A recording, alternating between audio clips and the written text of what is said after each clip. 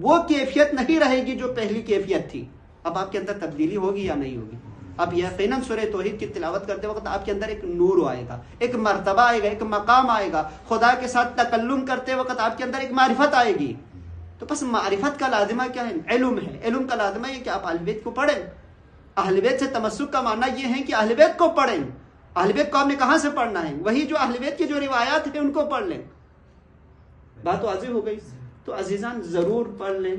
صبح کم از کم 1 صفحہ قرآن کی تلاوت کر لیں.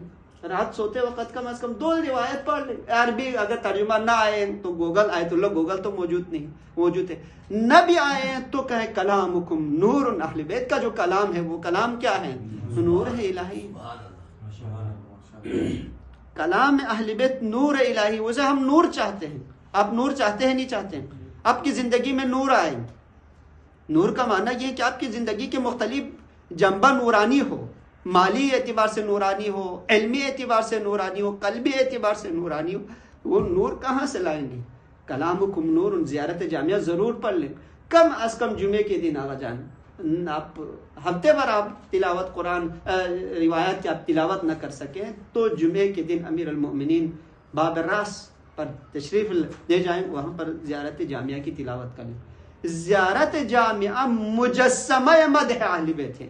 اگر دنیا میں کوئی مجھ سے پوچھیں اہل بیت کی کما حقہ تعریف کہاں ہوئی ہے تو زیارت جامعہ ہے. سبحان اللہ.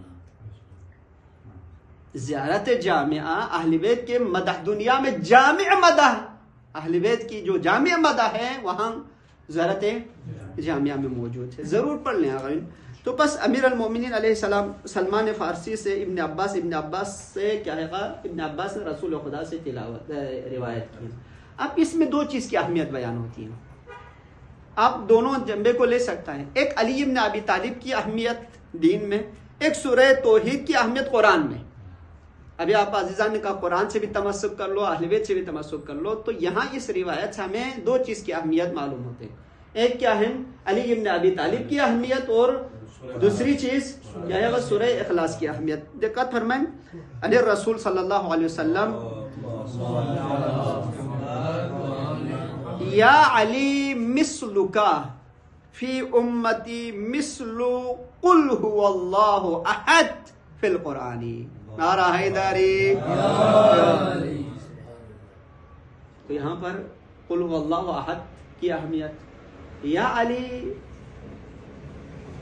مثلک فی امتی، اے علی تیری مثال میری امت میں قرآن میں قل هو اللہ احد کی اہمیت ہے. جتنی اہمیت ہے اسی طرح کیا ہے؟ یا علی امت میں آپ کی اہمیت ہے. یہاں تک بات میری امت میں تیری اہمیت، تیری مثل کیا ہے؟ مثل قرآن میں قل هو اللہ احد کی طرح ہے. قل هو اللہ احد مرکز قرآن ہے، اسی طرح علی ابن ابی طالب مرکز امت ہے. یہی کہنا چاہتے پیغمبر صلی اللہ علیہ وسلم. یا علی مثلک فی امتی مثل قل هو اللہ احد فی القرآن. وصلی اللہ علی محمد الطیبین الطاہرین.